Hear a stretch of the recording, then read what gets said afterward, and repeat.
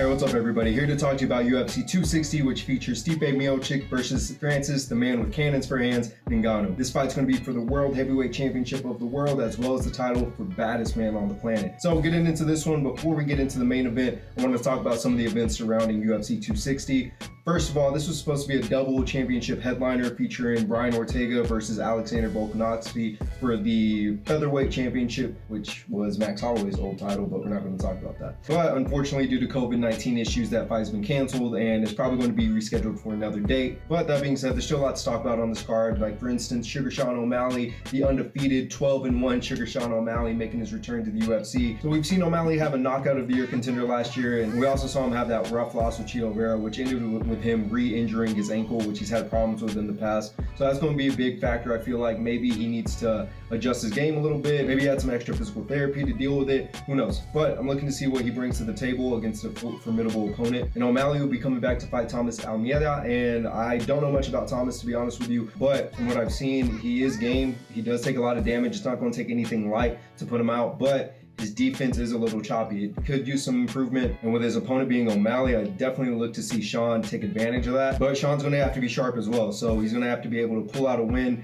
looking crisp, sharp, clean, because if not, Almeida can find that shot to put him down. So for this one, I'm calling an early second round TKO victory for Sugar Sean O'Malley. I'm looking to see him get back on track to get back onto that winning streak. And similar to O'Malley, Tyron Woodley's looking to come back off a loss, actually a skid of losses, and he's going to be facing against the impressive Vicente Luque. The last time we saw Woodley out was against Colby Covington, which ended late in the fight due to Woodley having an apparent rib injury. So Woodley's trying to keep his head above water, trying to keep himself from getting cut. We've seen that happen to a lot of fighters here lately, and we're going to see Woodley trying to come off a 3-fight losing skid. And I'm not saying that his opponents haven't been lackluster, but 3 lost fights in a row looks bad on anybody. His last victory coming over Darren Till back in 2018, and so Woodley is definitely trying to get back into those championship ranks, as well as just in the winner's circle in general. And his opponent, Vicente Luque, he's looking very strong. He's very impressive with his striking, very aggressive, pushes the pace. He has some experience in later rounds. He's had some losses against some notable opponents like Leon Edwards and Stephen Wonderboy Thompson, but I'm looking to see Vicente Luque put it all together, improve on what he's been showing us so far in his career,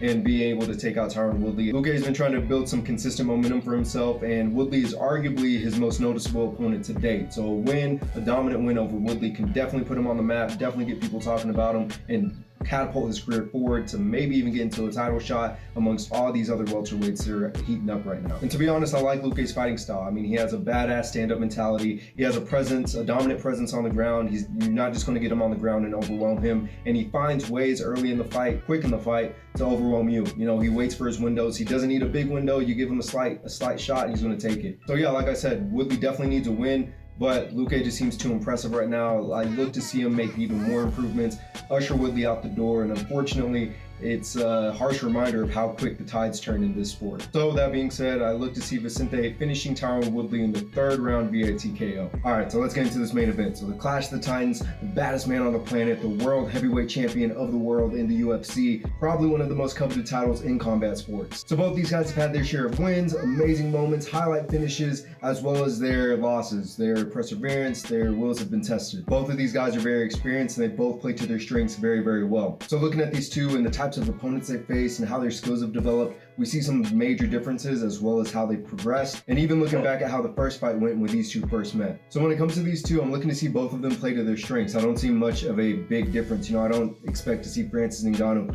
try to take Stipe down and submit him in the middle of the ring. I don't see Stipe trying to go out there and just have a haymaker fight with Francis Ngannou. You know, he's going to have to stay smart. He's going to have to be even crisper, cleaner than he was in the last fight. So they're both familiar with each other's movements, some of the combos. So it's really going to be a test of who's developed more since the last time these two met. And when looking at Francis Ngannou, we can see the strengths that he brings to the table are a little bit more obvious. You know, he has obvious punching power. Any one of his strikes can melt your face off, and any one of his strikes can definitely turn the tides of a fight. And Francis Ngannou has been in there with a tough pedigree of opponents. You know, he's fought Rosenstrike, he's fought Junior Dos Santos, Cain Velasquez, he's fought Curtis Blades, and he's experienced Derek Lewis after he fought Stipe the first time. We'll get into that here in a little bit. And we saw what he did with Overeem. So it's been no easy road for him to get his first title shot and then climb his way back up into another one. And the majority of the time when he's facing these tough opponents, he's putting them away with ease. I mean, first round victories more often than not. And you know, it's raw, explosive power that's coming match, and we saw that on full display in his last outing against Rosenstrike, ending that one in just a barrage of punches. You know, it was just like a train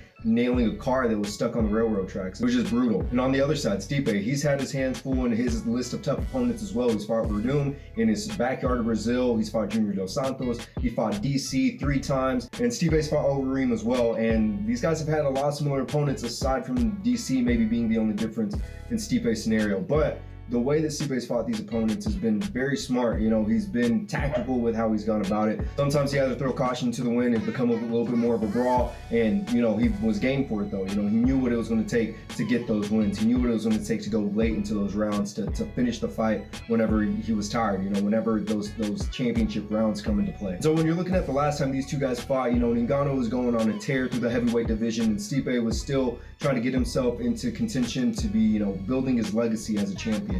And Ngannou was having a lot of hype. We saw him just tearing through opponents just like he has been. And when he got in there with Stipe, his coaches and the game plan seemed like this was going to be just like anything else.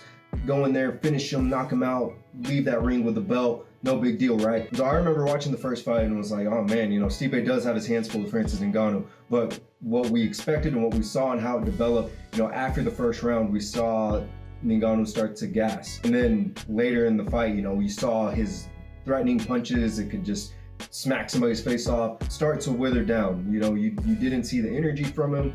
There's a certain point kind of in the middle of the fight where Ngannou just kind of knew that with each takedown, the chances of him getting up and knocking Stipe out were slim to none. And Stipe was very smart. You know, he didn't get comfortable in those later rounds. He still respected the power that Ngannou brought to the table and was able to use his grappling and takedowns and wrestling to get him on the ground and to basically take Ngannou's power off the table. I think we saw a great display of Stipe's movement, his cage control, the way he was positioning himself. I think another thing we saw on display in that first fight was Stipe's ability to stay consistent. You know, he didn't let up. He didn't get complacent with just making it out of round 1. He wasn't just satisfied with one takedown. He wanted more takedowns. He wanted to stay dominant throughout the fight. He wasn't just trying to ride it out and try to, you know, okay, I'm up 3 rounds, I can kind of Cadillac the rest of them. Nah, he wanted to go in there and make sure that he stayed dominant the entire time. And in the first fight, it seemed like Francis Ngannou depended way too much on his striking, way too much on his heavy hands. And yeah, they are a threat, but what happens whenever that falls through?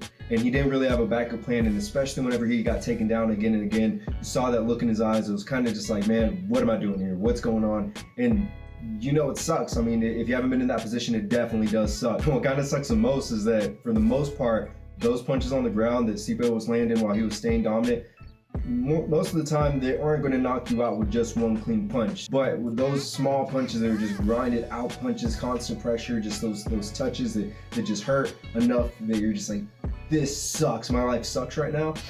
Those are the ones that suck the most because there's nothing really Ngannou could do at that point. So ultimately, 5 rounds of Stipe staying dominant consistently led to him defending his title in the 5-round decision. Now looking at these two since then, we can see how they both developed in different ways. I mean, Francis Ngannou, surprisingly enough, has somehow become even more explosive, even more confident in his striking.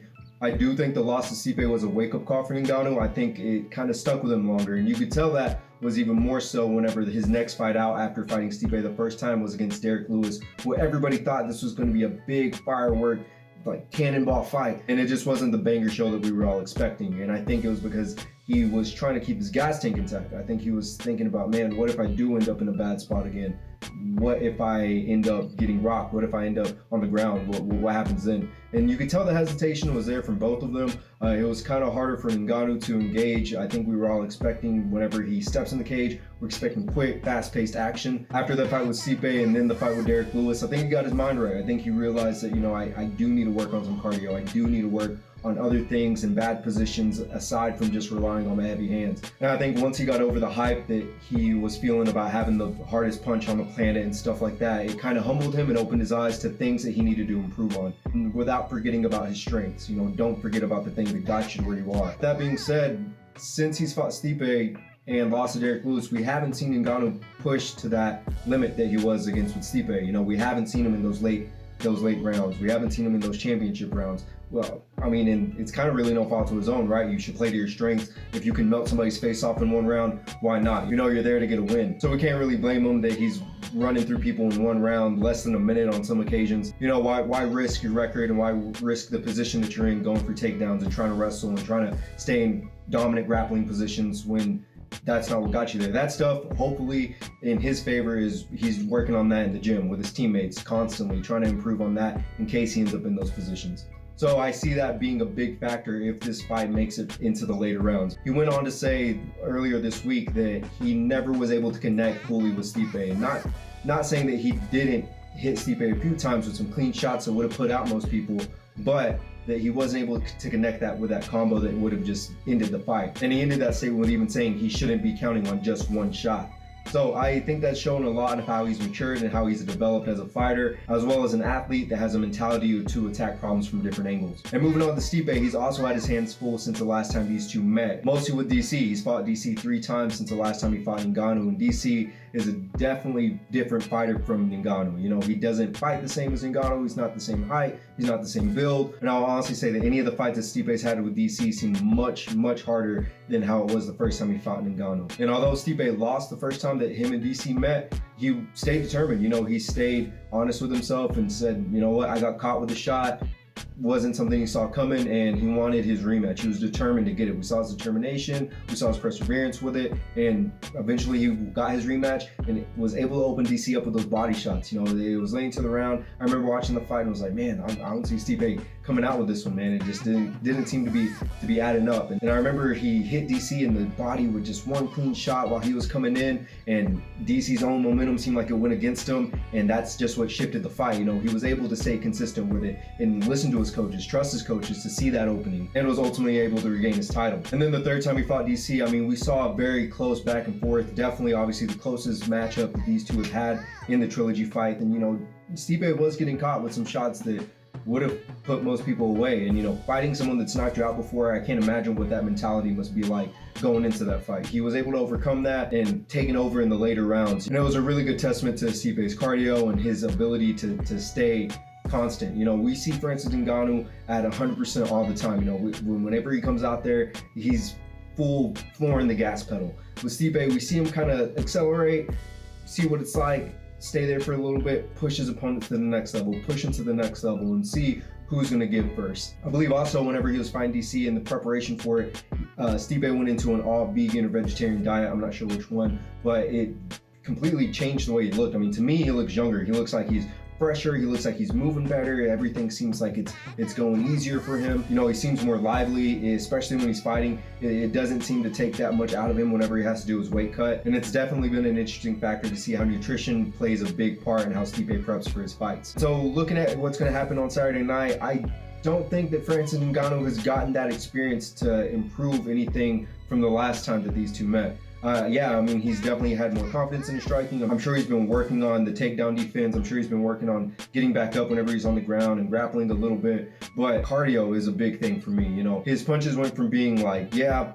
fire bombs to wet napkin punches, and it was just a hard thing to see, and he hasn't been tested like that. So I think that if Stipe can get this fight to go longer, the longer it goes, the better a chance Stipe has to win this fight. He hasn't been in those deep waters since he fought Stipe. I feel like the only way you get better at treading those waters is to put yourself in those waters or to be in them. But like I said, no fault to his own. Just hopefully his coaches are prepping for this to go the distance. Speaking of coaches, I almost forgot to mention that Francis Ngannou will have the help of welterweight champion Kamaru Usman in his corner as well, helping him out with the coaching. So I feel like that may play a factor as well somewhat. Kamaru is very experienced at seeing takedowns happen, noticing tendencies, and maybe a big help to Ngannou coming into this rematch with Stipe. That being said, I see Stipe bringing a cleaner, crisper game plan. I see him being able to use his head movement, his positioning to get Francis Ngannou where he wants him to be. He may have to mix it up with the strikings. Actually, he is definitely going to have to mix it up with the striking to get him into those takedown positions, to get him pressed up against the cage that will stifle his power and limit the shots that he'll be able to take. I believe Stipe is looking like the fresher, better fighter right now, and so I see him winning this fight in a 5-round decision and remaining the baddest man on the planet. That being said, guys, I appreciate y'all hanging out with me. Please, if you haven't yet, like, share, subscribe, follow, any of that, greatly appreciated, as well as follow my friends who are making some great content consistently. They're all doing really big things. Super proud of those guys. Hope you can catch the fights, hope you enjoy them, hope we're in for a really good show. If you haven't yet, give me a follow on Twitter, and I'm definitely planning some contests and some giveaways, so hang with me on that. And I know things are finally opened up a little bit here in Texas, so as always, guys, stay safe, stay blessed, be careful, and I'll see you on the next video. Thank you.